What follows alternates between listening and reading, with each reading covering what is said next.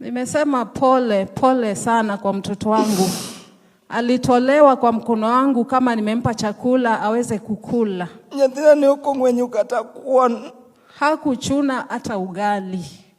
Baba na noma kwa manalot ka nyathina chakula chama lot polisi ochopo. Wakati alitaka kwanza kukula, polisi wakafika. Polisi ngochopo tanino ka nyathina chakotetemeka tapenye ni Albert. Eti mango nyathina. Walipofika Albert alianza kutetemeka.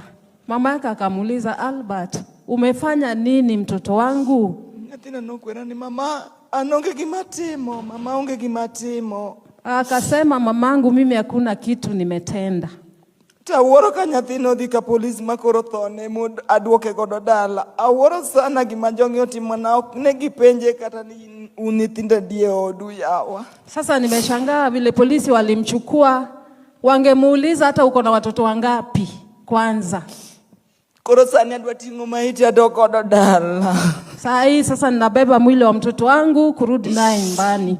Ukangeo na dhikonyo nade. Sijui nitafanya nini. Albert nyathini wea malit.